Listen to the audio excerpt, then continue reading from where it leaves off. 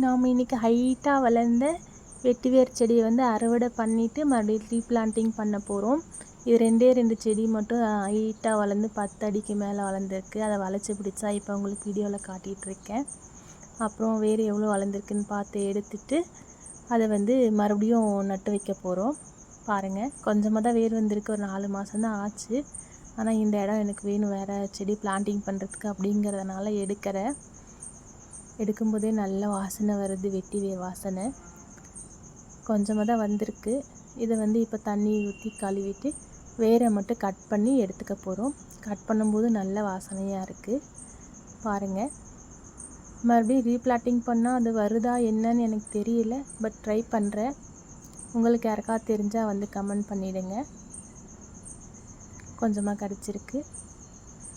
அப்புறம் இது மாதிரி தனித்தனியாக வேர்லாம் பிரித்து எடுத்துட்டு செடிகளை பிரித்து எடுத்துடலாம். எடுத்துட்டு ஒரு அரிசி பேக்கில் வந்து மணல் நிரப்பிக்கிறேன். இது மாதிரி ஒரு 4 பேக்கில் வந்து மணல் நிரப்பி பிளான்டிங் பண்ணுறேன்.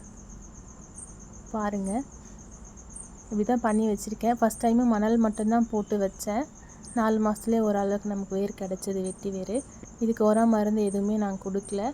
எரு மட்டும்தான் கொடுக்க போகிறேன். கொஞ்ச நாள் ஆட்டம் அப்புறமா கொடுக்க போகிறேன். நமக்கு இது ஆர்கானிக்கான வெட்டி வேர் கிடச்சது.